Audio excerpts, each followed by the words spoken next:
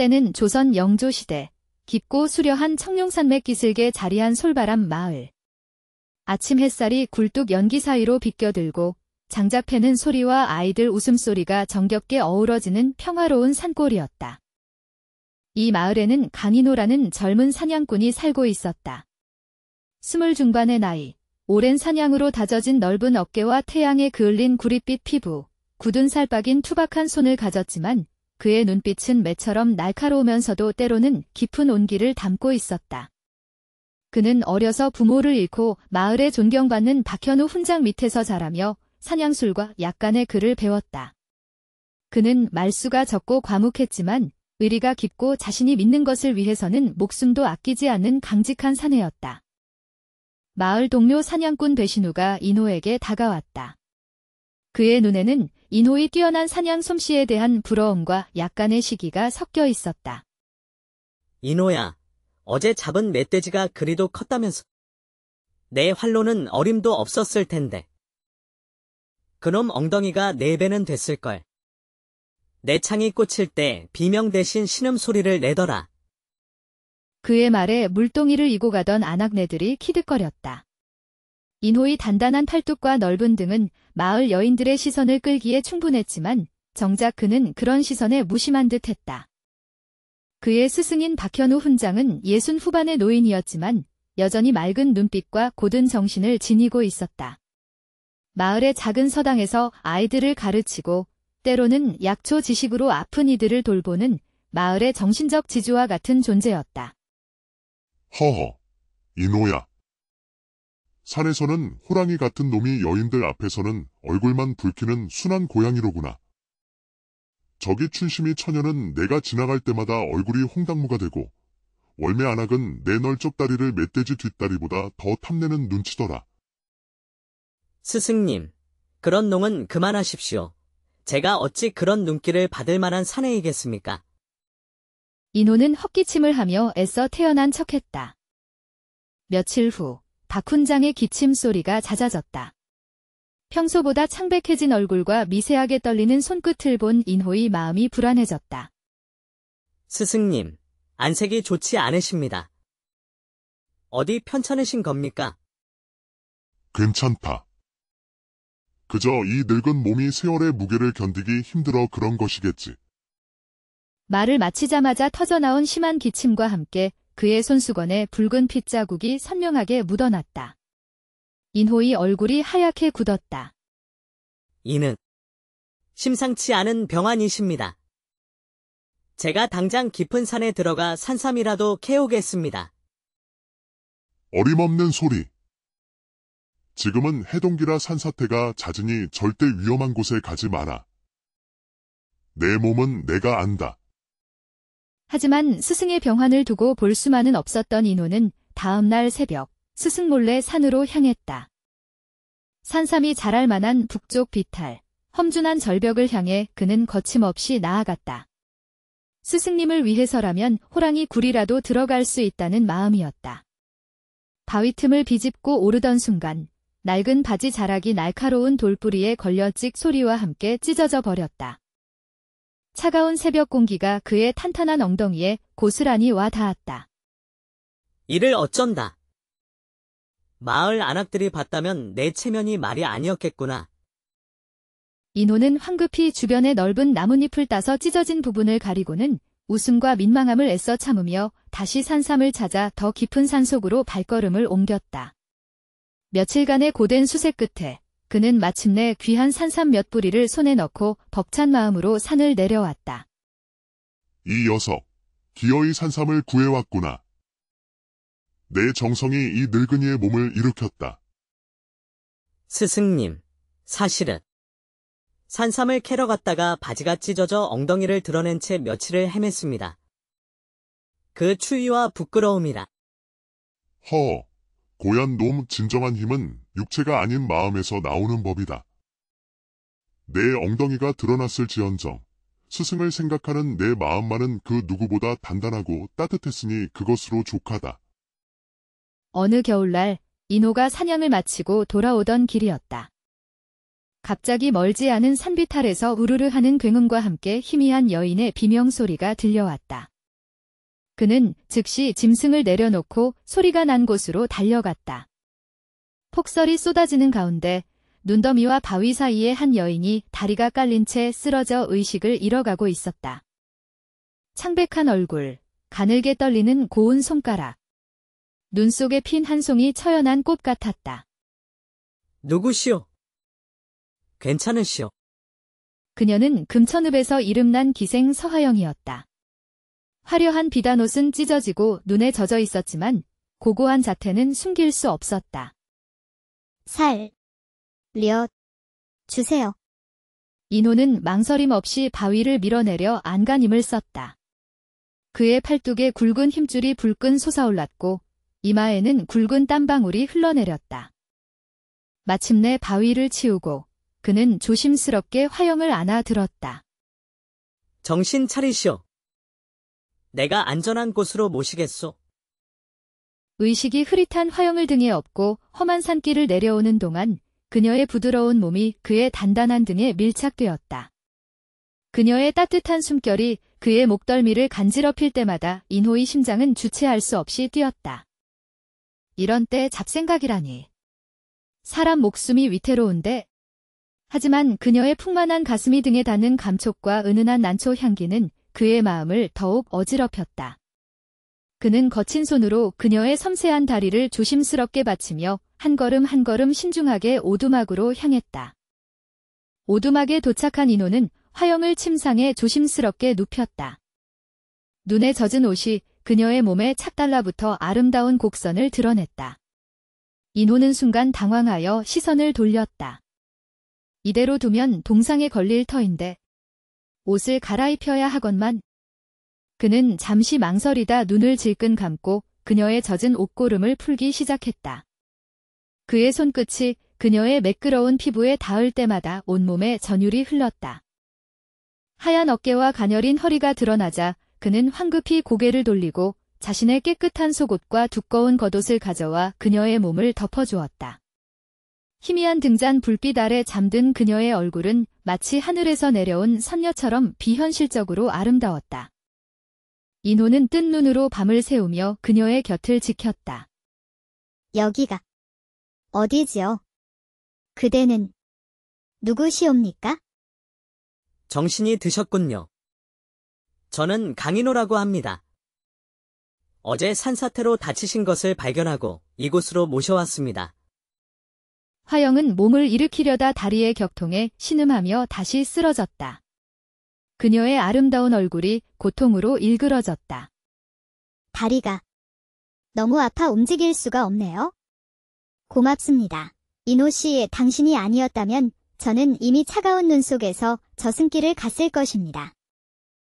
아가씨의 옷차림을 보니 이 깊은 산골 사람은 아닌 듯한데 어찌 그런 험한 곳에 홀로 계셨습니까? 화영의 눈에 슬픔과 두려움이 가득 고였다. 그녀는 이불 자락을 꽉 움켜쥐었다. 저는 금천읍에서 이름난 기생이었습니다. 최만식이라는 거상 대감이 저를 첩으로 들였지요. 하지만 그 집에서의 생활은 새장 속의 새처럼, 아니, 지옥과 다름없었습니다. 그녀의 목소리가 점점 흐느낌으로 변해갔다. 그는 밤마다 술에 취해 저를 짐승처럼 다루었습니다. 제 몸에는 아직도 그의 손길이 남긴 멍 자국이. 여기. 그녀는 소매를 걷어 팔목에 시퍼런 멍 자국을 보여주었다. 그것을 본 인호의 눈빛이 차갑게 변했다. 그의 얼굴이 분노로 붉게 타올랐다. 그런 짓을 한 자가 어찌 사람이라 할 수 있겠소. 이제 두려워 마시오. 이 강인호가 당신을 지키겠소. 그 사람은 저를 찾아내면 반드시 죽일 것입니다. 저는 그의 비밀 장부 일부를 가지고 도망쳤으니까요. 걱정 마시오.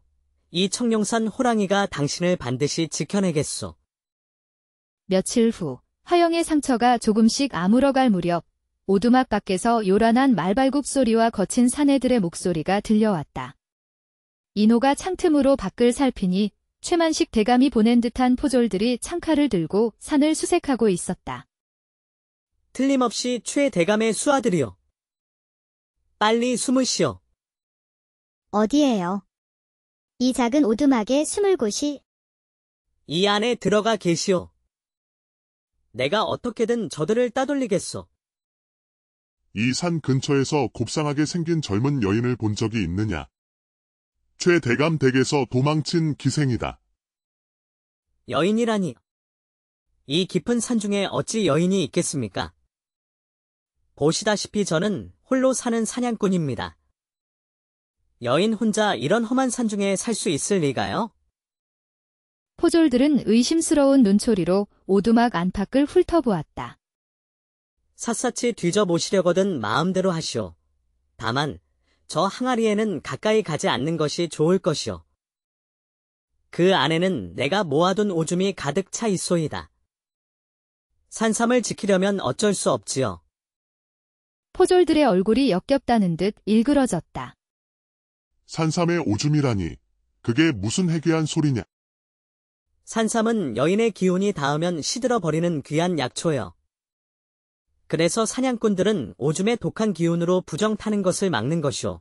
만약 여인이 이 근처에 있었다면 내 귀한 산삼들이 다 죽었을 것이오. 인호는 보란 듯이 자신이 캐두었던 싱싱한 산삼 한 뿌리를 꺼내 보여주었다. 영롱한 빛깔의 산삼을 본 포졸들은 그제야 고개를 끄덕였다.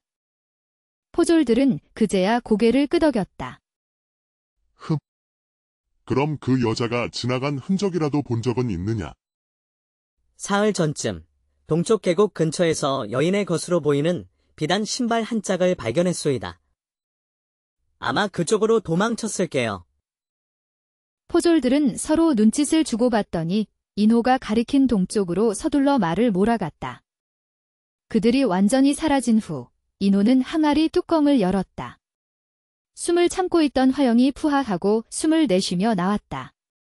하마터면 당신의 오줌통 속에서 질식할 뻔했소이다. 차라리 잡혀가는 게 나을 뻔. 하하, 미안하오. 급한 김에 생각난 것이 그 방법뿐이었소. 화영도 긴장이 풀리자 함께 웃음을 터뜨렸다. 오두막 안에는 잠시나마 밝은 웃음소리가 가득 찼다. 산삼이 여자 기운에 시든다니.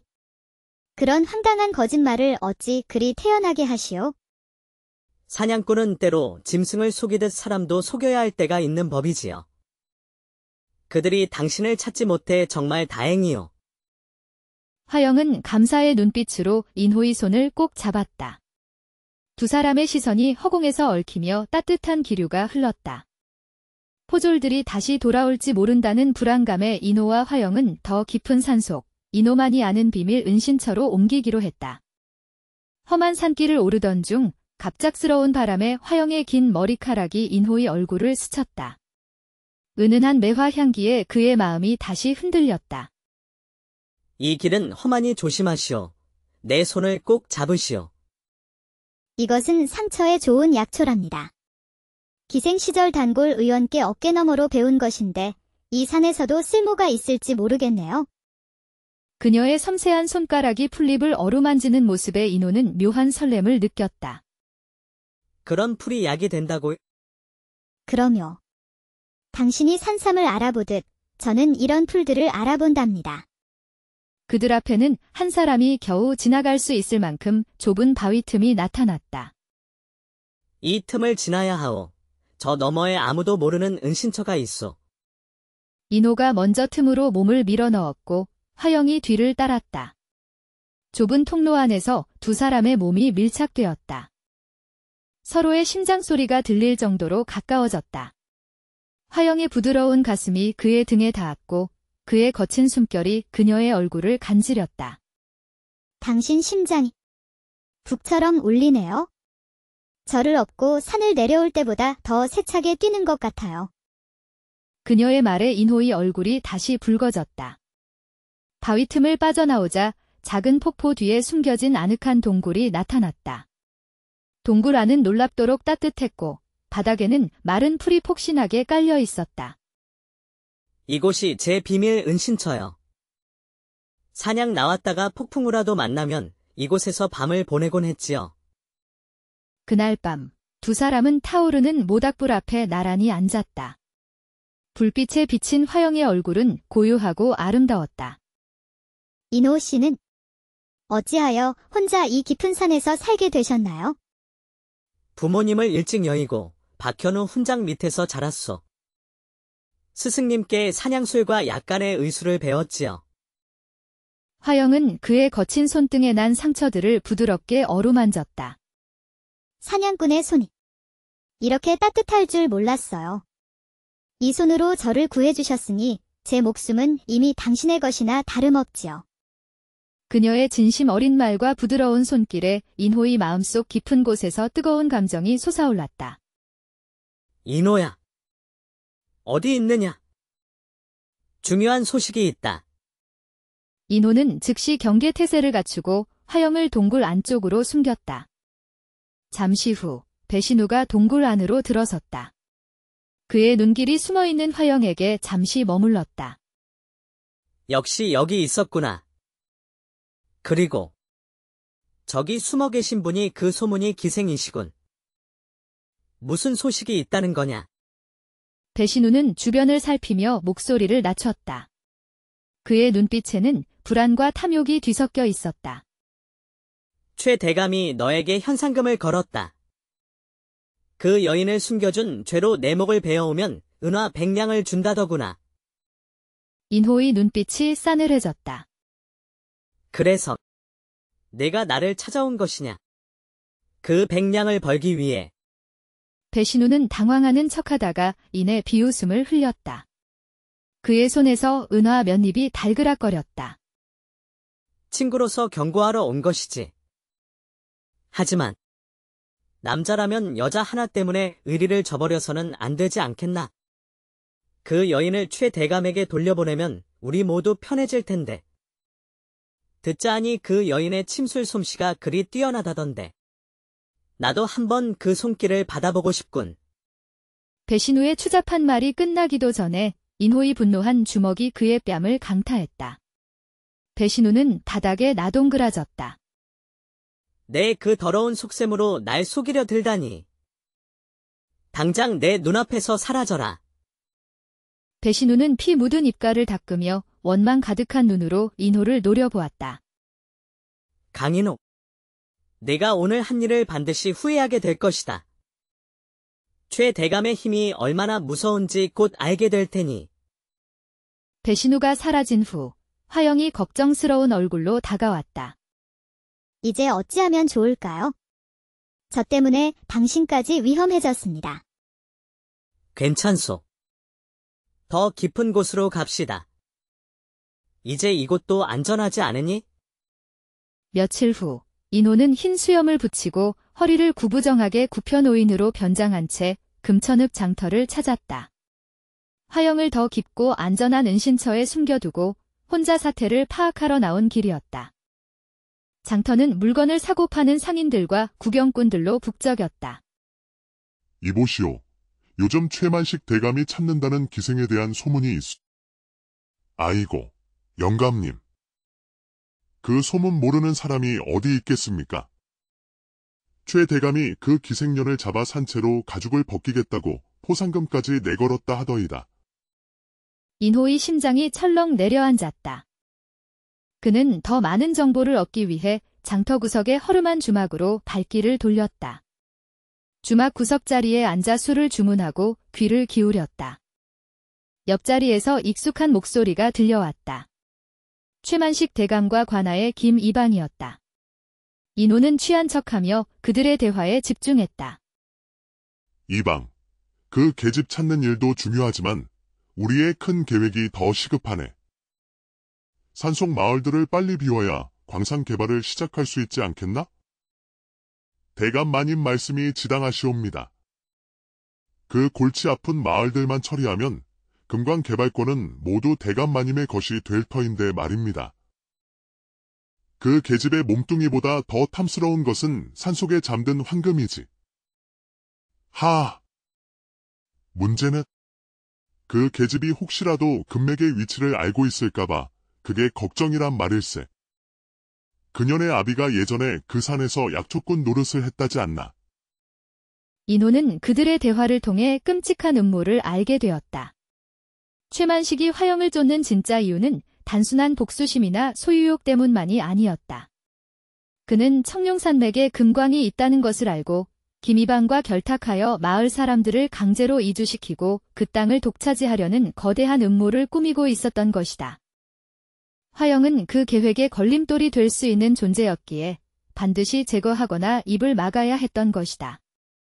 이제야 모든 것이 분명해졌구나.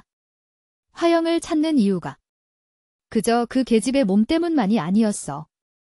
인호는 술값을 던져놓고 비틀거리는 척 주막을 빠져나와 서둘러 산으로 돌아갔다. 그의 마음은 분노와 함께 무거운 책임감으로 가득 찼다. 최 대감이 금광 때문에 당신을 쫓는 것이었소. 김이방과 짜고 마을 사람들을 몰아내고 금광을 독차지하려는 것이오. 화영의 얼굴이 창백하게 질렸다. 역시 그자가 밤마다 금광 관련 서류를 뒤적이던 이유가 있었군요. 제가 침술로 그의 몸을 돌볼 때도 그는 항상 금과 산에 대한 이야기를 중얼거렸습니다.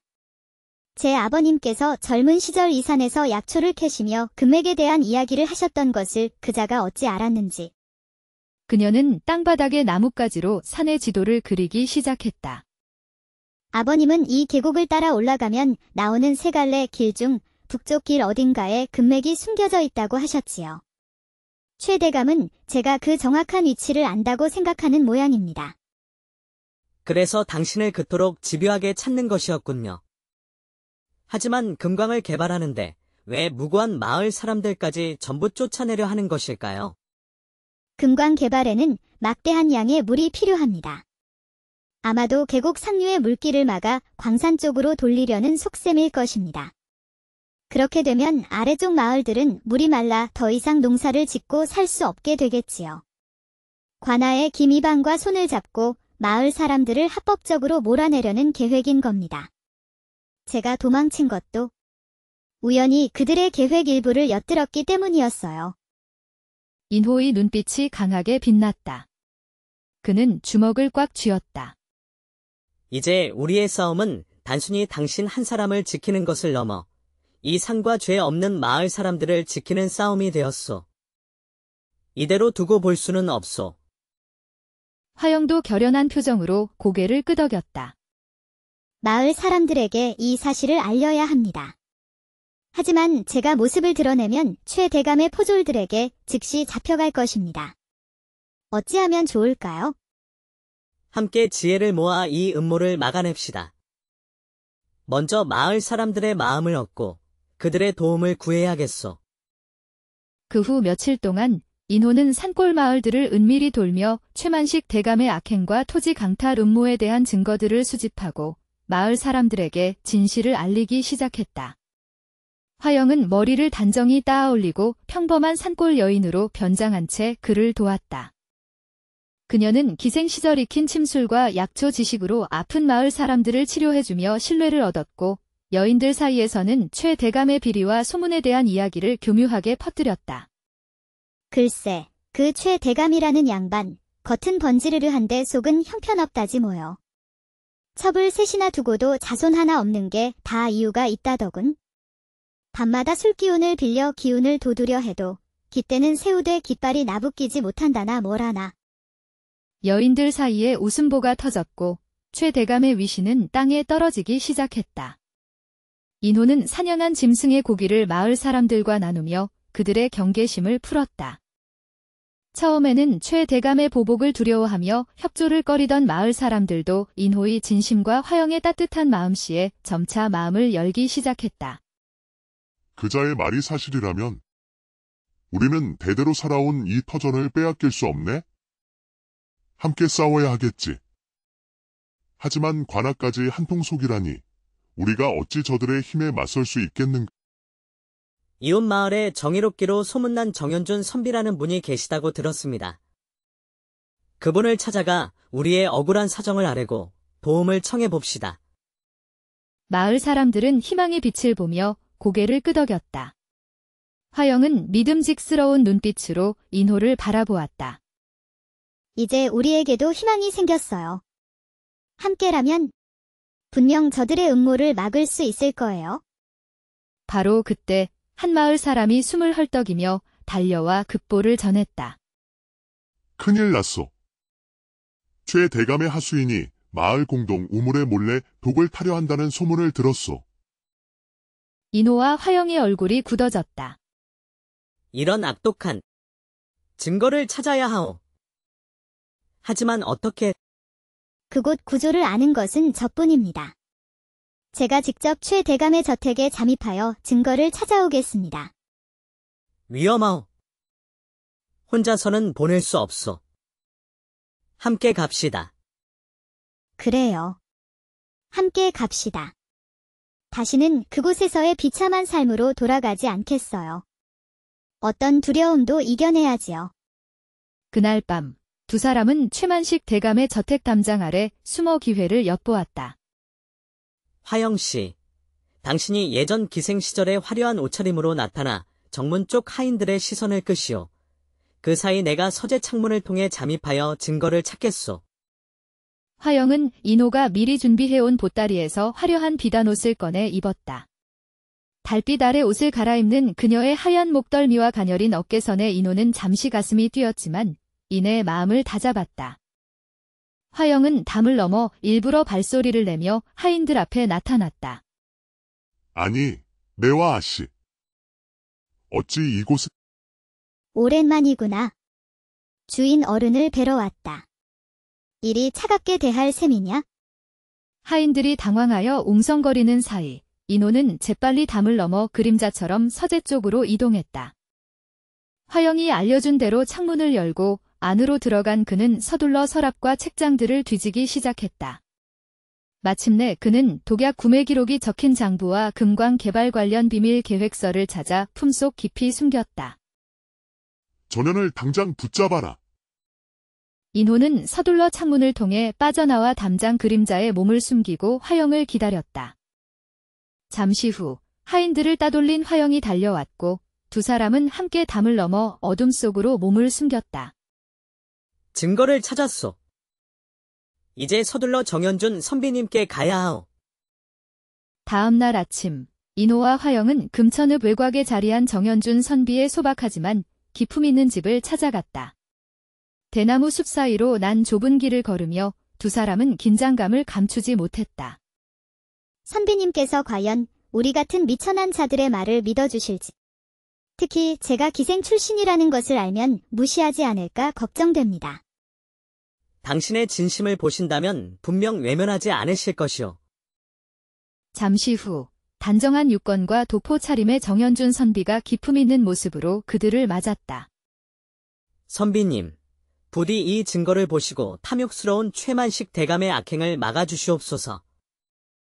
그는 자신의 사리 사욕을 위해 산골마을 우물에 독을 타려는 계획까지 세웠습니다. 백성들의 목숨이 위태롭습니다. 정현준 선비는 의심스러운 눈초리로 장부를 받아들었다. 그의 날카로운 눈빛은 쉽게 믿음을 주지 않았다. 산골 사냥꾼과 도망친 기생의 말을 내 어찌 쉽게 믿을 수 있겠는가? 최 대감은 이 고을에서 막강한 영향력을 가진 인물이다. 그를 고발하는 것은 목숨을 걸어야 하는 위험한 일이네. 산중의 금을 캐니 백성의 피눈물이요 권력에 취한 자는 하늘도 두렵지 않네. 물마른 논바대는 곡식 자랄 수 없고 진정 없는 세상에는 사람 살 수 없어라. 정현준 선비의 눈이 커졌다. 그는 자리에서 일어나 화영을 주의 깊게 바라보았다. 낭자의 시에는 선비의 혼이 깃들어 있구나. 비록 신부는 기생이라 하나 그 기계와 학식은 여느 선비 못지않다. 비천한 몸이오나 글을 읽고 세상의 이치를 배우고자 하는 마음만은 진실되옵니다. 감탄한 정현준 선비는 장부를 다시 펼쳐 꼼꼼히 살펴보기 시작했다. 그의 표정이 점차 심각하게 굳어졌다. 이것은 단순한 개인의 비리가 아니라 백성을 해치는 천인공노할 악행이로구나. 내가 즉시 조정에 상소하여 이 사실을 알리고 관군을 동원하겠네. 그대들과 함께 반드시 이 악행을 막아야겠소. 인호와 화영의 얼굴에 비로소 희망의 빛이 떠올랐다. 하지만 안심하기에는 너무 일렀다. 며칠 후 화영이 마을 아이들에게 약초를 가르치고 있을 때였다. 갑자기 들이닥친 최 대감의 수하들에게 붙잡혀 끌려가는 일이 벌어졌다. 이노 아저씨. 나쁜 사람들이 화영 선생님을 잡아갔어요. 저쪽으로요. 이노의 심장이 멎는 듯 했다. 이런, 최 대감의 짓이 분명하구나. 이노는 분노와 다급함에 눈앞이 아찔했지만 이를 악물고 집으로 달려가 활과 창, 단검 등 사냥 도구를 챙겼다. 화영, 내 당신을 잃으니 차라리 내 목숨을 버리겠소. 반드시 구해내겠소. 이노는 다시 최 대감의 저택 담장 아래 몸을 숨겼다. 저택 안은 횃불이 환하게 밝혀져 있었고 평소보다 훨씬 많은 하인들이 삼엄하게 경계를 서고 있었다. 정선비님께서 관군을 이끌고 오시기 전에 화영을 구해야 한다. 이노는 바람처럼 민첩하게 담을 넘어 안으로 침입했다. 그림자의 몸을 숨기며 하인들의 대화를 엿들은 결과 화영이 최 대감의 침소 바로 옆방에 갇혀 있다는 것을 알아냈다. 그는 조심스럽게 그곳으로 향했다. 주인 어른께서 그 계집을 처형하기 전에 마지막으로 욕을 보이시겠다더군. 참 가엾은 노르지야. 쉬. 그런 말 함부로 하다 주인 어른 귀에 들어가면 우리 목숨도 부지하기 어렵네. 이노는 치밀어 오르는 분노를 억누르며 화영이 갇힌 방문 앞까지 다가갔다. 창문 틈으로 안을 들여다보니 화영이 기둥에 묶인 채 술에 취한 최 대감과 마주하고 있었다. 이 배은망덕한 년. 감히 내게서 도망치고 다른 놈과 붙어먹어. 내년을 오늘 당장 발가벗겨 욕보인 후 저작거리에 효수해주마. 최 대감은 추잡한 웃음을 흘리며 화영의 옷을 찢으려 손을 뻗었다. 화영은 고개를 돌린 채 치욕과 절망의 눈물을 흘리고 있었다. 그 순간 쾅 하는 소리와 함께 창문이 박살나며 인호가 방 안으로 뛰어들었다. 그 더러운 손을 당장 치우지 못할까? 뭐냐? 내 놈이 그 산골 사냥꾼 놈이로구나. 인호는 성난 황소처럼 최 대감을 향해 달려들었다. 그의 살기등등한 기세에 최 대감은 겁을 먹고 뒷걸음질 쳤다. 내 놈의 그 더러운 장부만큼이나 내 몸뚱이에서 나는 썩은 악취가 천지를 진동하는구나. 백성들에게 독을 타려 한 내 놈의 죄악은 이미 정현준 선비님께 전해졌다. 곧 관군이 들이닥칠 것이다. 인호는 재빨리 화영을 묶은 밧줄을 끊어주었다. 자유로워진 화영은 그의 품에 와락 안겼다. 당신이 와줄 줄 알았어요. 내 마음은 당신을 믿고 있었으니까요. 두 사람은 손을 잡고 방을 빠져나와 마당으로 달렸다.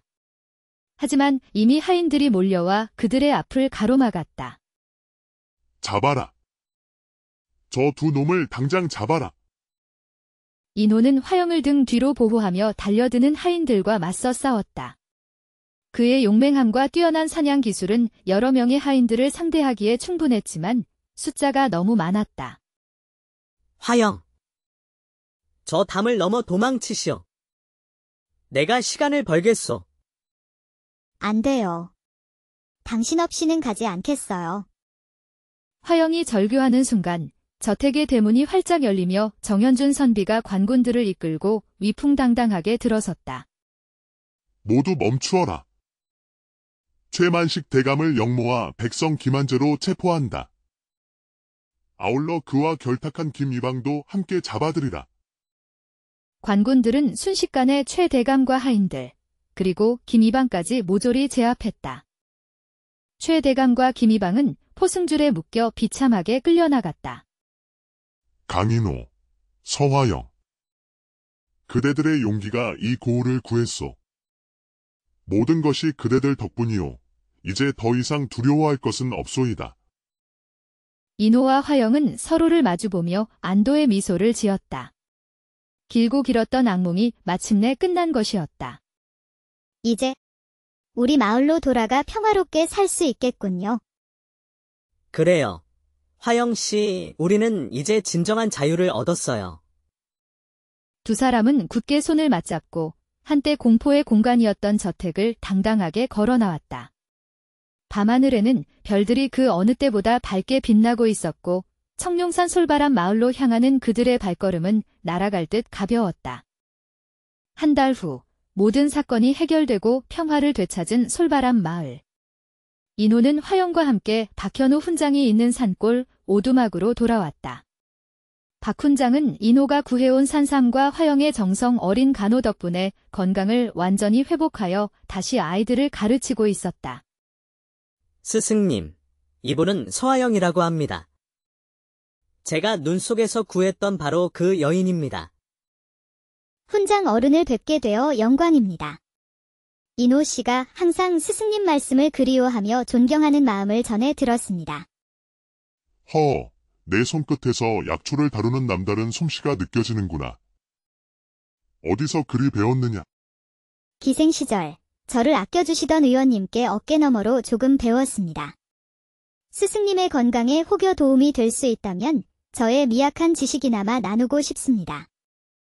그 후 화영은 자신이 알고 있는 약초 지식을 활용하여 박 훈장의 건강을 살뜰히 챙겼다. 그녀의 섬세하고 지혜로운 모습에 인호는 깊은 감동과 사랑을 느꼈다.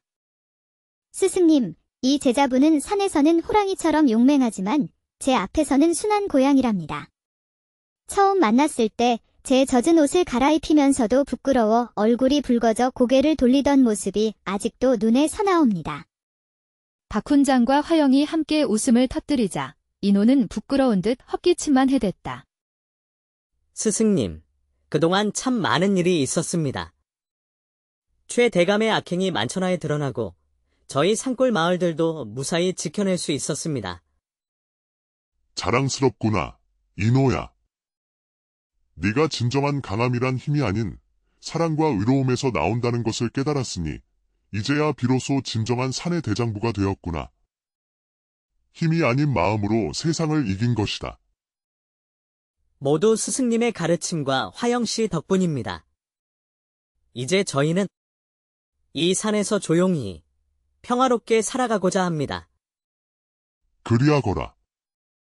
이 산은 너희를 지켜줄 것이고 너희는 이 산을 지키며 아름답게 살아가거라. 그날 밤 깊은 잠을 자던 화영은 어디선가 들려오는 은은한 폭포 소리에 잠에서 깨어났다. 창문 너머로 달빛이 환하게 쏟아져 들어오고 있었다. 그녀는 이상한 끌림을 느끼며 조용히 오두막을 나섰다. 달빛을 따라 걷다 보니 얼마 전 그들의 비밀 은신처였던 동굴 앞 폭포 아래 인호가 홀로 서 있는 모습이 보였다. 이 깊은 밤에 홀로 무엇을 하고 계시나이까? 인호는 놀라 돌아보았다. 달빛에 비친 화영의 모습은 백옥처럼 하얗게 빛났고 그녀의 긴 머리카락이 밤바람에 부드럽게 흩날렸다. 그는 마치 선녀를 보는 듯 잠시 넋을 잃었다. 잠시 생각을 정리하고 있었소. 모든 일이 잘 해결되었으니 당신도 이제 자유의 몸이 되었고 당신이 원하는 곳으로 가야 하지 않겠소. 화영은 그의 옆바위에 조용히 앉아 그의 손을 잡았다. 제가 떠나기를 바라시나이까? 아니, 그런 뜻이 아니라 당신은 이제 원한다면 화려한 한양으로 돌아가 새로운 삶을 시작할 수도 있을 텐데 나 같은 산골 사냥꾼 곁에 있기에는. 화영은 부드러운 미소를 지으며 그의 눈을 바라보았다.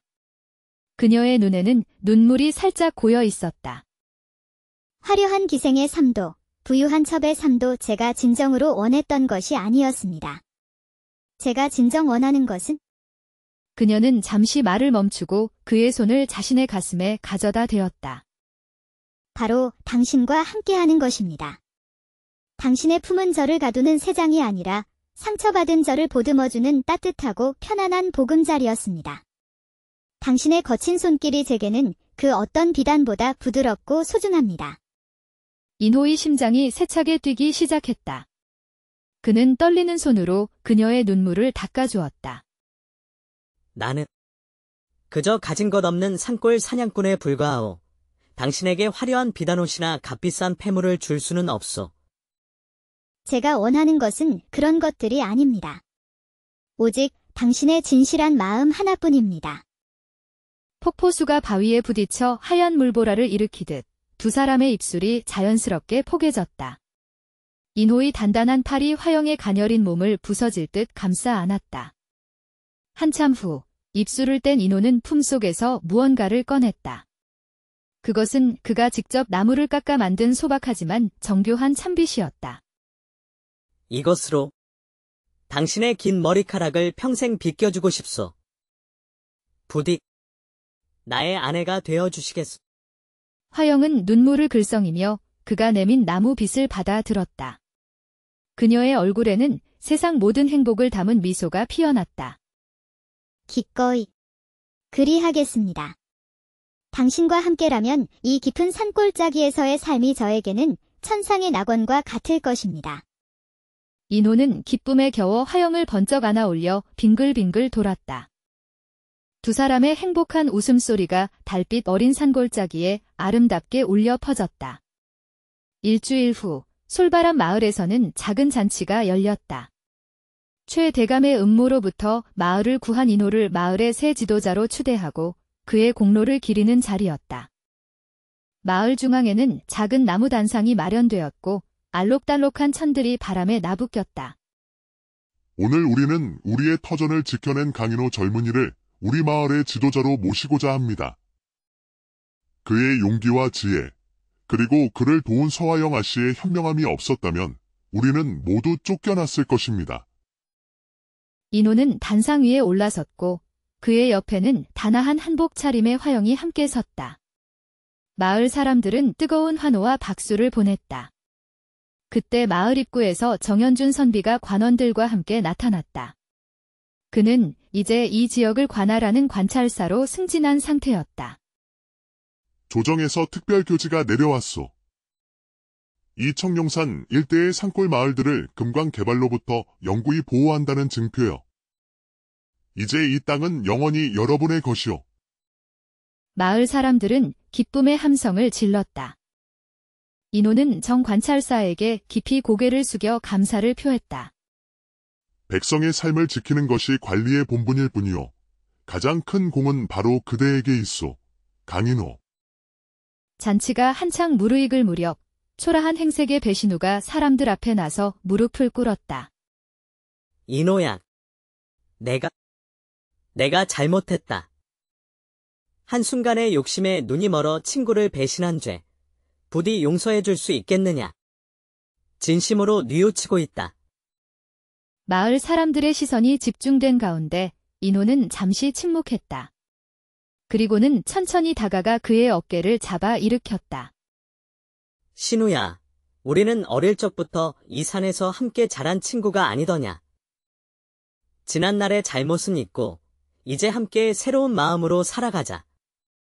두 사람은 뜨겁게 포옹했고 마을 사람들은 다시 한번 박수를 보냈다. 화해와 용서의 순간이었다.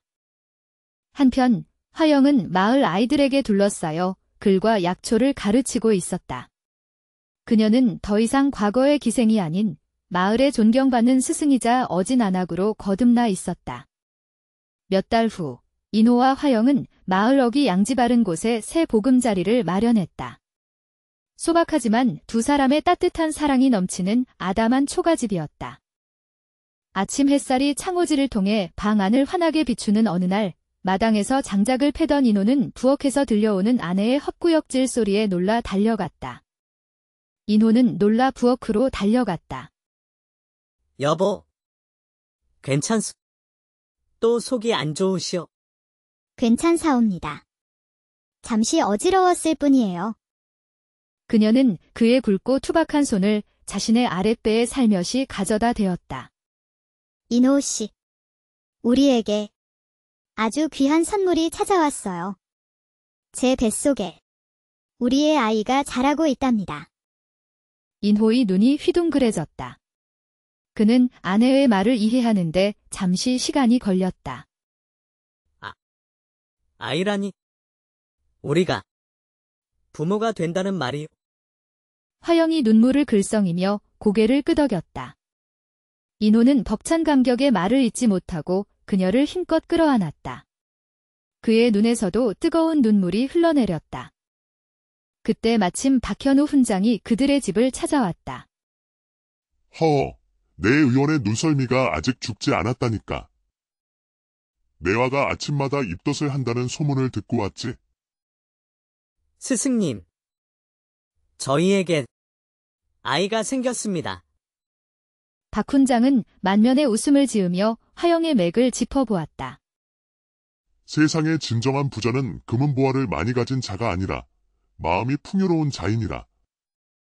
이제 너희는 그 어떤 황금보다 더 값진 보물을 얻었구나. 이 아이가 너희의 사랑처럼 이 산을 닮아 튼튼하고 지혜롭게 자라기를 빌어주마. 인호와 화영은 서로 마주보며 미소 지었다. 수많은 역경을 함께 이겨낸 그들의 진실한 사랑은 이제 새로운 생명의 축복 속에서 더욱 단단하게 뿌리내리고 있었다. 청룡산의 굳센 호랑이와 혹한 속에서도 아름답게 피어난 매화처럼 그들의 사랑과 가족 이야기는 청룡산맥 깊은 골짜기에서 오랫동안 아름다운 전설로 피어날 것이었다. 때는 조선 영조시대, 깊고 수려한 청룡산맥 기슭에 자리한 솔바람 마을. 아침 햇살이 굴뚝 연기 사이로 비껴들고 장작패는 소리와 아이들 웃음소리가 정겹게 어우러지는 평화로운 산골이었다. 이 마을에는 강인호라는 젊은 사냥꾼이 살고 있었다. 20 중반의 나이, 오랜 사냥으로 다져진 넓은 어깨와 태양에 그을린 구릿빛 피부, 굳은 살박인 투박한 손을 가졌지만 그의 눈빛은 매처럼 날카로우면서도 때로는 깊은 온기를 담고 있었다. 그는 어려서 부모를 잃고 마을에 존경받는 박현우 훈장 밑에서 자라며 사냥술과 약간의 글을 배웠다. 그는 말수가 적고 과묵했지만 의리가 깊고 자신이 믿는 것을 위해서는 목숨도 아끼지 않는 강직한 사내였다. 마을 동료 사냥꾼 배신우가 인호에게 다가왔다. 그의 눈에는 인호의 뛰어난 사냥 솜씨에 대한 부러움과 약간의 시기가 섞여 있었다. 인호야, 어제 잡은 멧돼지가 그리도 컸다면서. 내 활로는 어림도 없었을 텐데. 그놈 엉덩이가 4배는 됐을걸. 내 창이 꽂힐 때 비명 대신 신음소리를 내더라. 그의 말에 물동이를 이고 가던 아낙네들이 키득거렸다. 인호의 단단한 팔뚝과 넓은 등은 마을 여인들의 시선을 끌기에 충분했지만 정작 그는 그런 시선에 무심한 듯했다. 그의 스승인 박현우 훈장은 60 후반의 노인이었지만 여전히 맑은 눈빛과 고든 정신을 지니고 있었다. 마을의 작은 서당에서 아이들을 가르치고 때로는 약초 지식으로 아픈 이들을 돌보는 마을의 정신적 지주와 같은 존재였다. 인호야. 산에서는 호랑이 같은 놈이 여인들 앞에서는 얼굴만 붉히는 순한 고양이로구나.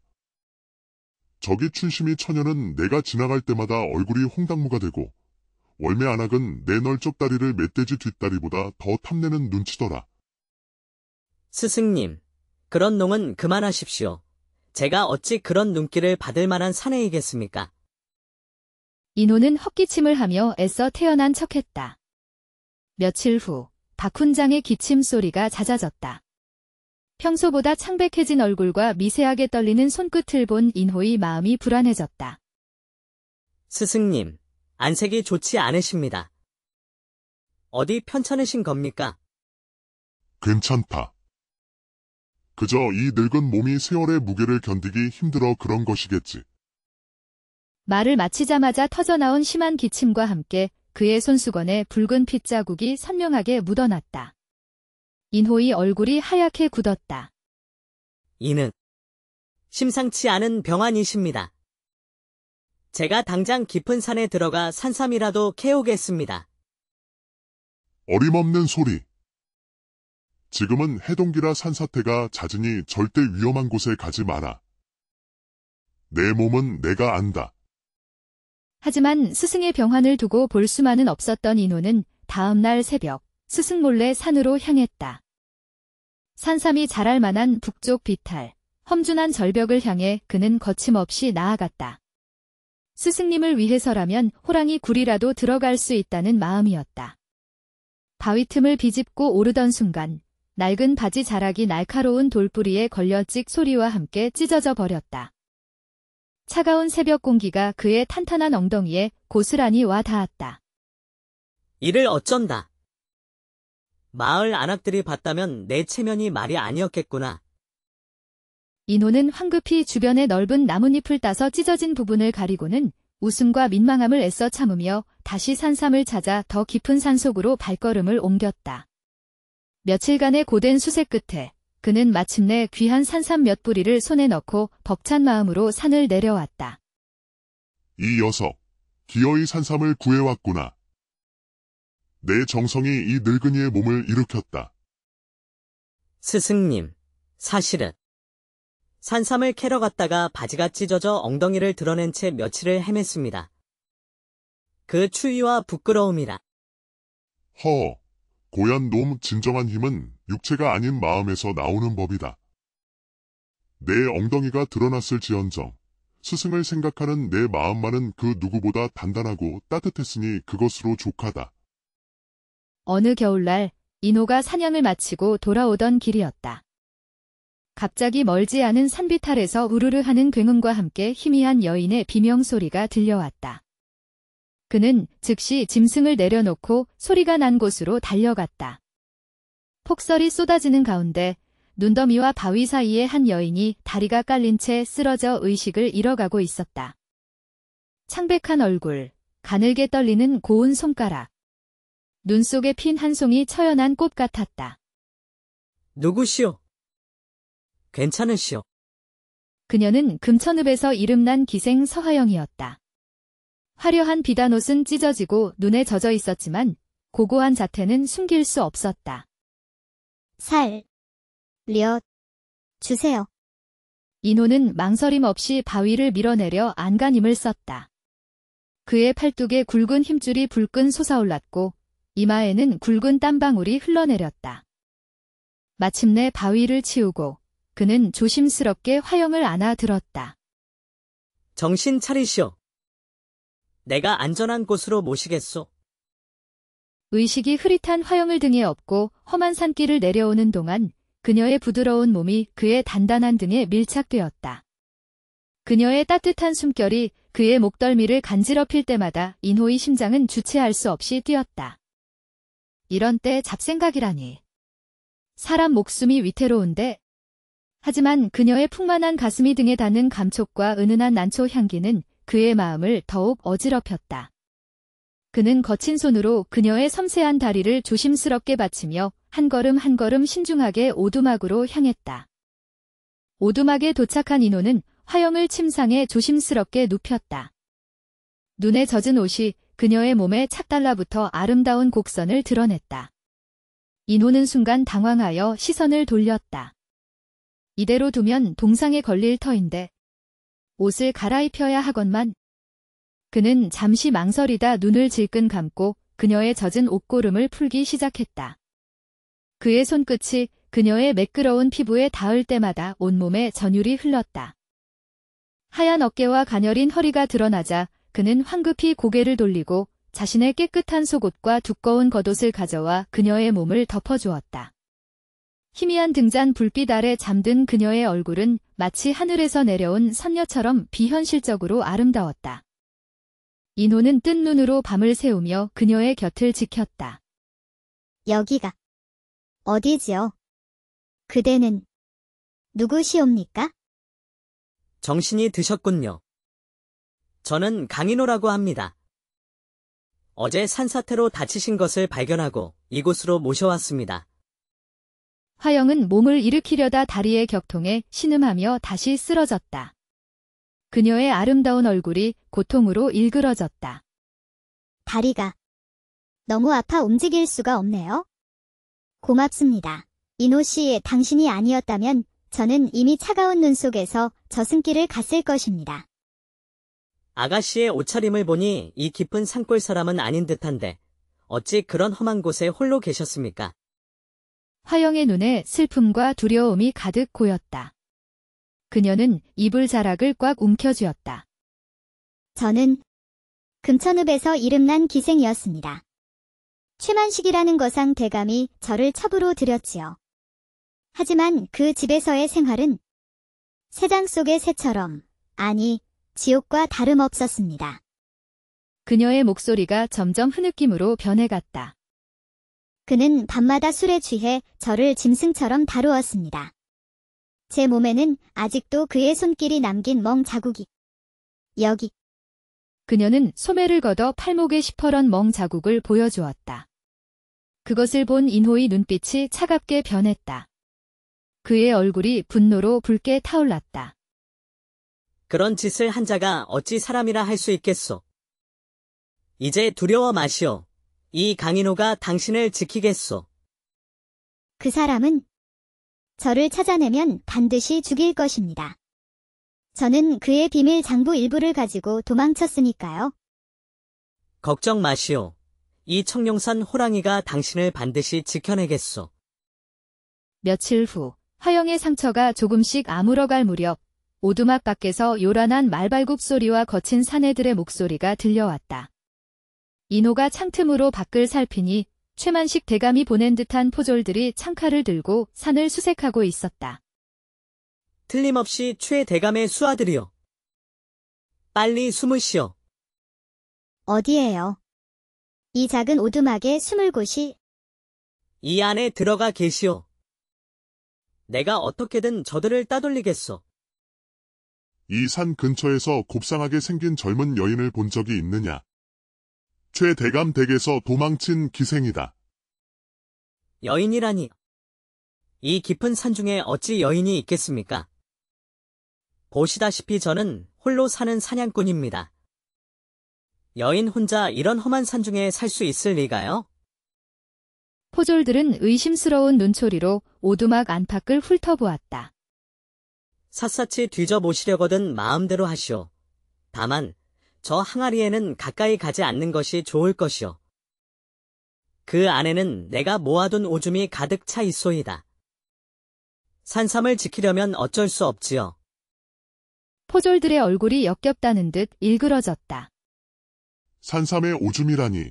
그게 무슨 해괴한 소리냐? 산삼은 여인의 기운이 닿으면 시들어버리는 귀한 약초요. 그래서 사냥꾼들은 오줌의 독한 기운으로 부정 타는 것을 막는 것이오. 만약 여인이 이 근처에 있었다면 내 귀한 산삼들이 다 죽었을 것이오. 인호는 보란듯이 자신이 캐두었던 싱싱한 산삼 한 뿌리를 꺼내 보여주었다. 영롱한 빛깔의 산삼을 본 포졸들은 그제야 고개를 끄덕였다.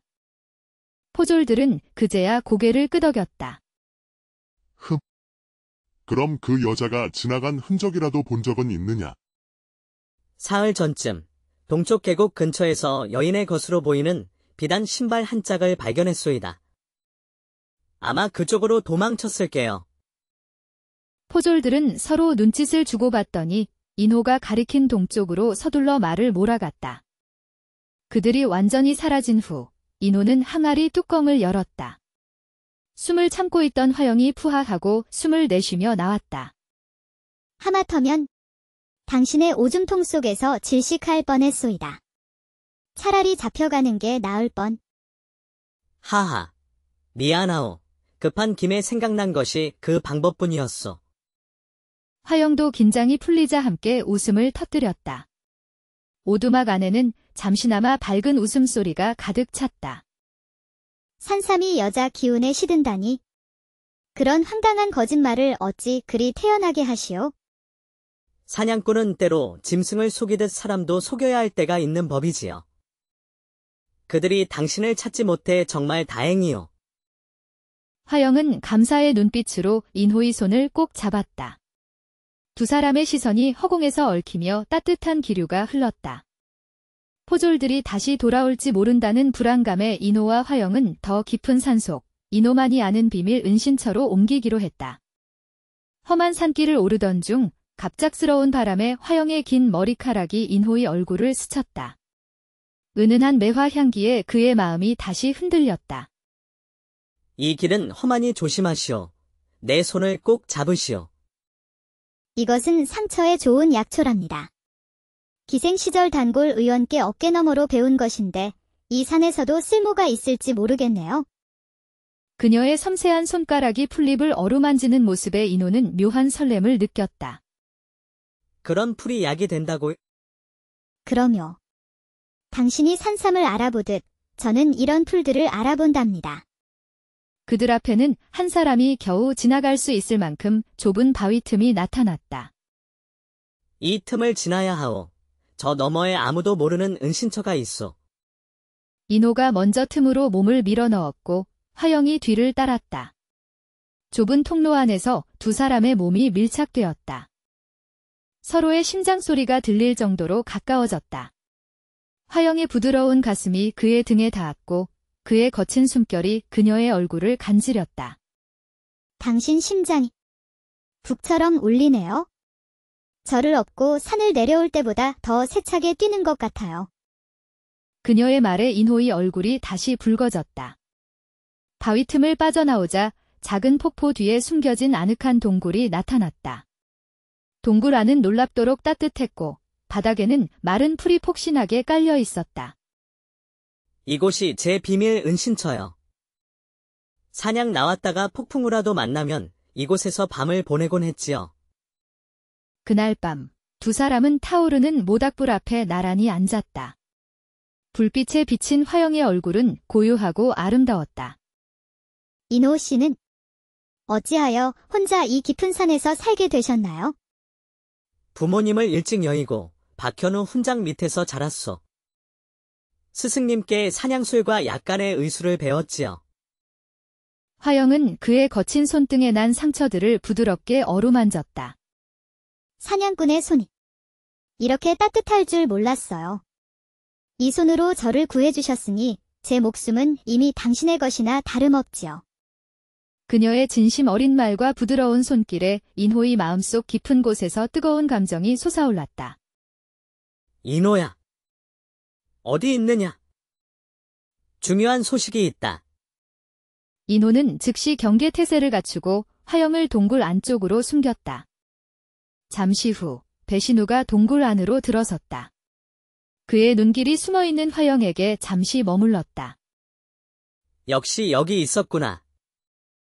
그리고 저기 숨어 계신 분이 그 소문이 기생이시군. 무슨 소식이 있다는 거냐? 배신우는 주변을 살피며 목소리를 낮췄다. 그의 눈빛에는 불안과 탐욕이 뒤섞여 있었다. 최 대감이 너에게 현상금을 걸었다. 그 여인을 숨겨준 죄로 내 목을 베어오면 은화 100냥을 준다더구나. 인호의 눈빛이 싸늘해졌다. 그래서 내가 나를 찾아온 것이냐? 그 100냥을 벌기 위해. 배신우는 당황하는 척하다가 이내 비웃음을 흘렸다. 그의 손에서 은화 몇 입이 달그락거렸다. 친구로서 경고하러 온 것이지. 하지만 남자라면 여자 하나 때문에 의리를 저버려서는 안 되지 않겠나? 그 여인을 최 대감에게 돌려보내면 우리 모두 편해질 텐데. 듣자 하니 그 여인의 침술 솜씨가 그리 뛰어나다던데. 나도 한번 그 손길을 받아보고 싶군. 배신우의 추잡한 말이 끝나기도 전에 인호의 분노한 주먹이 그의 뺨을 강타했다. 배신우는 바닥에 나동그라졌다.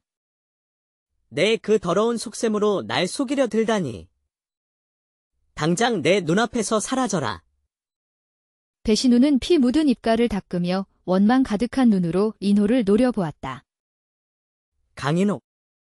내가 오늘 한 일을 반드시 후회하게 될 것이다. 최 대감의 힘이 얼마나 무서운지 곧 알게 될 테니. 배신우가 사라진 후 화영이 걱정스러운 얼굴로 다가왔다. 이제 어찌하면 좋을까요? 저 때문에 당신까지 위험해졌습니다. 괜찮소. 더 깊은 곳으로 갑시다. 이제 이곳도 안전하지 않으니? 며칠 후 인호는 흰 수염을 붙이고 허리를 구부정하게 굽혀 노인으로 변장한 채 금천읍 장터를 찾았다.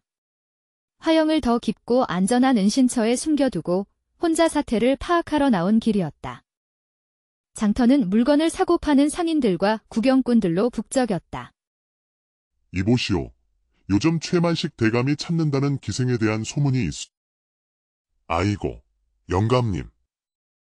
그 소문 모르는 사람이 어디 있겠습니까? 최 대감이 그 기생년을 잡아 산채로 가죽을 벗기겠다고 포상금까지 내걸었다 하더이다. 인호의 심장이 철렁 내려앉았다. 그는 더 많은 정보를 얻기 위해 장터 구석의 허름한 주막으로 발길을 돌렸다. 주막 구석 자리에 앉아 술을 주문하고 귀를 기울였다. 옆자리에서 익숙한 목소리가 들려왔다. 최만식 대감과 관아의 김이방이었다. 인호는 취한 척하며 그들의 대화에 집중했다. 이방, 그 계집 찾는 일도 중요하지만 우리의 큰 계획이 더 시급하네. 산속 마을들을 빨리 비워야 광산 개발을 시작할 수 있지 않겠나? 대감 마님 말씀이 지당하시옵니다. 그 골치 아픈 마을들만 처리하면 금광 개발권은 모두 대감 마님의 것이 될 터인데 말입니다. 그 계집의 몸뚱이보다 더 탐스러운 것은 산속에 잠든 황금이지. 문제는 그 계집이 혹시라도 금맥의 위치를 알고 있을까봐 그게 걱정이란 말일세. 그년의 아비가 예전에 그 산에서 약초꾼 노릇을 했다지 않나. 인호는 그들의 대화를 통해 끔찍한 음모를 알게 되었다. 최만식이 화영을 쫓는 진짜 이유는 단순한 복수심이나 소유욕 때문만이 아니었다. 그는 청룡산맥에 금광이 있다는 것을 알고 김이방과 결탁하여 마을 사람들을 강제로 이주시키고 그 땅을 독차지하려는 거대한 음모를 꾸미고 있었던 것이다. 화영은 그 계획의 걸림돌이 될 수 있는 존재였기에 반드시 제거하거나 입을 막아야 했던 것이다. 이제야 모든 것이 분명해졌구나.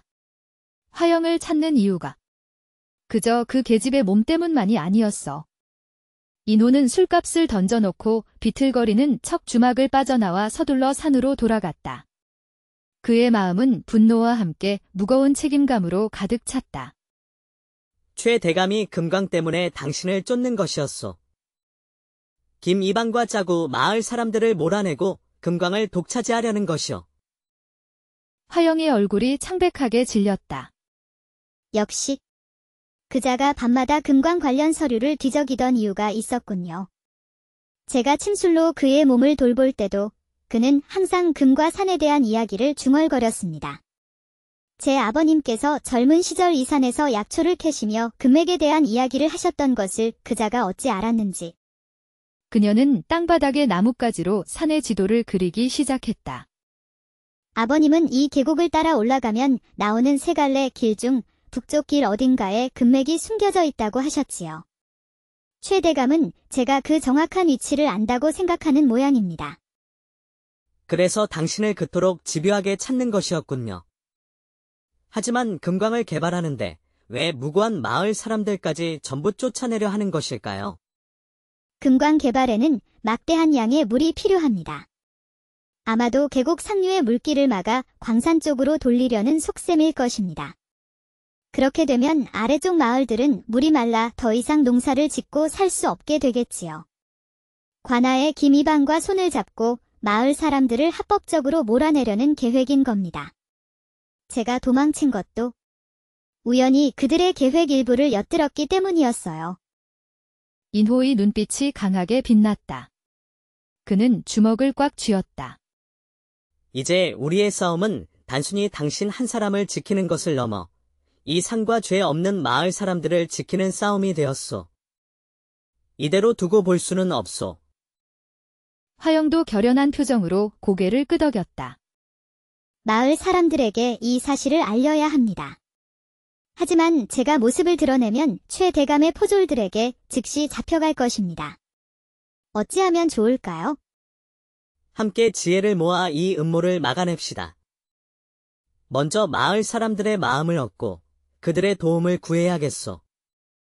그 후 며칠 동안 인호는 산골 마을들을 은밀히 돌며 최만식 대감의 악행과 토지 강탈 음모에 대한 증거들을 수집하고 마을 사람들에게 진실을 알리기 시작했다.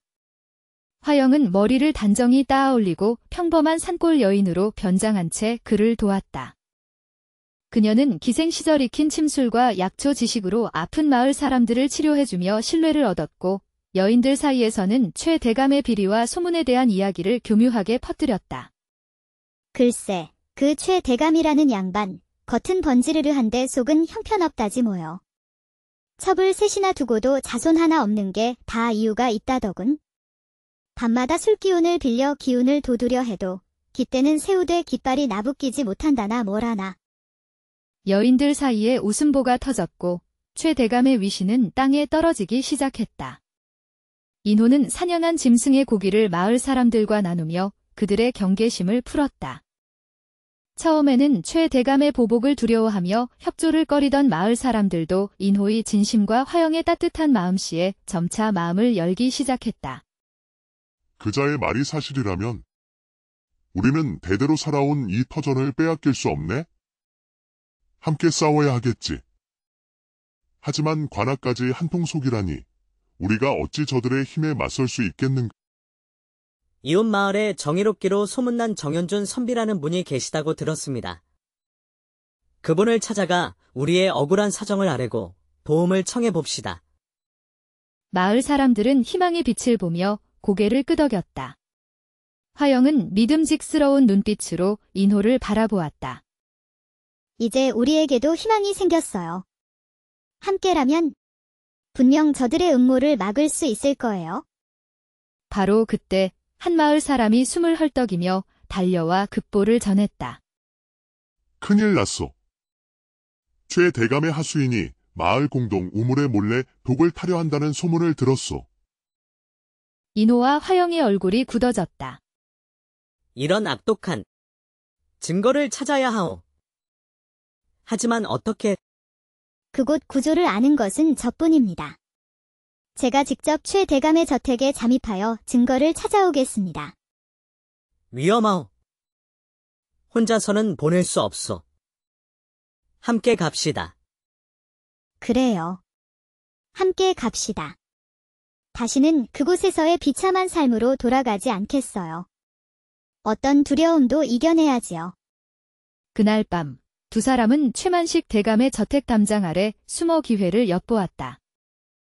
화영 씨, 당신이 예전 기생 시절의 화려한 옷차림으로 나타나 정문 쪽 하인들의 시선을 끄시오.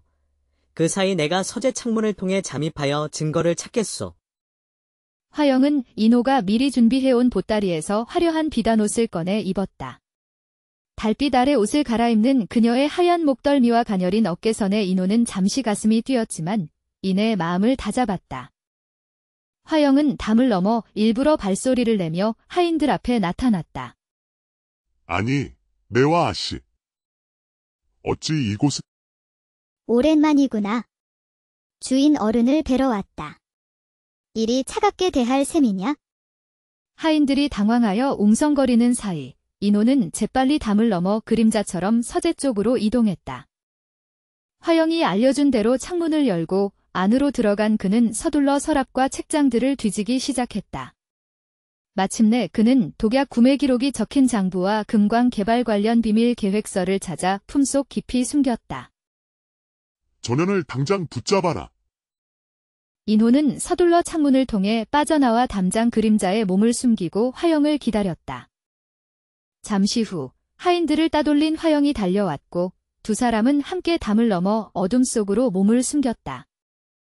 증거를 찾았소. 이제 서둘러 정현준 선비님께 가야 하오. 다음 날 아침 인호와 화영은 금천읍 외곽에 자리한 정현준 선비의 소박하지만 기품 있는 집을 찾아갔다. 대나무 숲 사이로 난 좁은 길을 걸으며 두 사람은 긴장감을 감추지 못했다. 선비님께서 과연 우리 같은 미천한 자들의 말을 믿어주실지. 특히 제가 기생 출신이라는 것을 알면 무시하지 않을까 걱정됩니다. 당신의 진심을 보신다면 분명 외면하지 않으실 것이오. 잠시 후 단정한 유건과 도포 차림의 정현준 선비가 기품 있는 모습으로 그들을 맞았다. 선비님, 부디 이 증거를 보시고 탐욕스러운 최만식 대감의 악행을 막아주시옵소서. 그는 자신의 사리 사욕을 위해 산골마을 우물에 독을 타려는 계획까지 세웠습니다. 백성들의 목숨이 위태롭습니다. 정현준 선비는 의심스러운 눈초리로 장부를 받아들었다. 그의 날카로운 눈빛은 쉽게 믿음을 주지 않았다. 산골 사냥꾼과 도망친 기생의 말을 내 어찌 쉽게 믿을 수 있겠는가? 최 대감은 이 고을에서 막강한 영향력을 가진 인물이다. 그를 고발하는 것은 목숨을 걸어야 하는 위험한 일이네. 산중에 금을 캐니 백성의 피눈물이요 권력에 취한 자는 하늘도 두렵지 않네. 물마른 논밭에는 곡식 자랄 수 없고 진정 없는 세상에는 사람 살 수 없어라. 정현준 선비의 눈이 커졌다. 그는 자리에서 일어나 화영을 주의 깊게 바라보았다. 낭자의 시에는 선비의 혼이 깃들어 있구나. 비록 신부는 기생이라 하나 그 기계와 학식은 여느 선비 못지않다. 비천한 몸이오나 글을 읽고 세상의 이치를 배우고자 하는 마음만은 진실되옵니다. 감탄한 정현준 선비는 장부를 다시 펼쳐 꼼꼼히 살펴보기 시작했다. 그의 표정이 점차 심각하게 굳어졌다. 이것은 단순한 개인의 비리가 아니라 백성을 해치는 천인공노할 악행이로구나. 내가 즉시 조정에 상소하여 이 사실을 알리고 관군을 동원하겠네. 그대들과 함께 반드시 이 악행을 막아야겠소. 인호와 화영의 얼굴에 비로소 희망의 빛이 떠올랐다. 하지만 안심하기에는 너무 일렀다. 며칠 후 화영이 마을 아이들에게 약초를 가르치고 있을 때였다. 갑자기 들이닥친 최 대감의 수하들에게 붙잡혀 끌려가는 일이 벌어졌다. 인호 아저씨. 나쁜 사람들이 화영 선생님을 잡아갔어요. 저쪽으로요. 인호의 심장이 멎는 듯 했다. 이런, 최 대감의 짓이 분명하구나. 인호는 분노와 다급함에 눈앞이 아찔했지만 이를 악물고 집으로 달려가 활과 창, 단검 등 사냥 도구를 챙겼다. 화영, 내 당신을 잃으니 차라리 내 목숨을 버리겠소? 반드시 구해내겠소. 인호는 다시 최 대감의 저택 담장 아래 몸을 숨겼다. 저택 안은 횃불이 환하게 밝혀져 있었고 평소보다 훨씬 많은 하인들이 삼엄하게 경계를 서고 있었다. 정 선비님께서 관군을 이끌고 오시기 전에 화영을 구해야 한다. 인호는 바람처럼 민첩하게 담을 넘어 안으로 침입했다. 그림자의 몸을 숨기며 하인들의 대화를 엿들은 결과 화영이 최 대감의 침소 바로 옆방에 갇혀 있다는 것을 알아냈다. 그는 조심스럽게 그곳으로 향했다. 주인 어른께서 그 계집을 처형하기 전에 마지막으로 욕을 보이시겠다더군. 참 가엾은 노르지야. 쉬. 그런 말 함부로 하다 주인 어른 귀에 들어가면 우리 목숨도 부지하기 어렵네. 인호는 치밀어 오르는 분노를 억누르며 화영이 갇힌 방문 앞까지 다가갔다. 창문 틈으로 안을 들여다보니 화영이 기둥에 묶인 채 술에 취한 최 대감과 마주하고 있었다. 이 배은망덕한 년. 감히 내게서 도망치고 다른 놈과 붙어먹어. 내년을 오늘 당장 발가벗겨 욕보인 후 저작거리에 효수해주마. 최 대감은 추잡한 웃음을 흘리며 화영의 옷을 찢으려 손을 뻗었다. 화영은 고개를 돌린 채 치욕과 절망의 눈물을 흘리고 있었다. 그 순간 쾅 하는 소리와 함께 창문이 박살나며 인호가 방 안으로 뛰어들었다. 그 더러운 손을 당장 치우지 못할까? 뭐냐? 내 놈이 그 산골 사냥꾼 놈이로구나. 인호는 성난 황소처럼 최 대감을 향해 달려들었다. 그의 살기등등한 기세에 최 대감은 겁을 먹고 뒷걸음질 쳤다. 내 놈의 그 더러운 장부만큼이나 내 몸뚱이에서 나는 썩은 악취가 천지를 진동하는구나. 백성들에게 독을 타려 한 내 놈의 죄악은 이미 정현준 선비님께 전해졌다. 곧 관군이 들이닥칠 것이다. 인호는 재빨리 화영을 묶은 밧줄을 끊어주었다. 자유로워진 화영은 그의 품에 와락 안겼다. 당신이 와줄 줄 알았어요. 내 마음은 당신을 믿고 있었으니까요. 두 사람은 손을 잡고 방을 빠져나와 마당으로 달렸다. 하지만 이미 하인들이 몰려와 그들의 앞을 가로막았다. 잡아라. 저 두 놈을 당장 잡아라. 인호는 화영을 등 뒤로 보호하며 달려드는 하인들과 맞서 싸웠다. 그의 용맹함과 뛰어난 사냥 기술은 여러 명의 하인들을 상대하기에 충분했지만 숫자가 너무 많았다. 화영. 저 담을 넘어 도망치시오. 내가 시간을 벌겠소. 안 돼요. 당신 없이는 가지 않겠어요. 화영이 절규하는 순간 저택의 대문이 활짝 열리며 정현준 선비가 관군들을 이끌고 위풍당당하게 들어섰다. 모두 멈추어라. 최만식 대감을 영모와 백성 김한재로 체포한다. 아울러 그와 결탁한 김이방도 함께 잡아들이라. 관군들은 순식간에 최 대감과 하인들, 그리고 김이방까지 모조리 제압했다. 최 대감과 김이방은 포승줄에 묶여 비참하게 끌려나갔다. 강인호, 서화영. 그대들의 용기가 이 고을을 구했소. 모든 것이 그대들 덕분이오. 이제 더 이상 두려워할 것은 없소이다. 인호와 화영은 서로를 마주보며 안도의 미소를 지었다. 길고 길었던 악몽이 마침내 끝난 것이었다. 이제 우리 마을로 돌아가 평화롭게 살 수 있겠군요. 그래요. 화영 씨, 우리는 이제 진정한 자유를 얻었어요. 두 사람은 굳게 손을 맞잡고 한때 공포의 공간이었던 저택을 당당하게 걸어 나왔다. 밤하늘에는 별들이 그 어느 때보다 밝게 빛나고 있었고 청룡산 솔바람 마을로 향하는 그들의 발걸음은 날아갈 듯 가벼웠다. 한 달 후 모든 사건이 해결되고 평화를 되찾은 솔바람 마을. 인호는 화영과 함께 박현우 훈장이 있는 산골 오두막으로 돌아왔다. 박 훈장은 인호가 구해온 산삼과 화영의 정성 어린 간호 덕분에 건강을 완전히 회복하여 다시 아이들을 가르치고 있었다. 스승님, 이분은 서화영이라고 합니다. 제가 눈 속에서 구했던 바로 그 여인입니다. 훈장 어른을 뵙게 되어 영광입니다. 인호 씨가 항상 스승님 말씀을 그리워하며 존경하는 마음을 전해 들었습니다.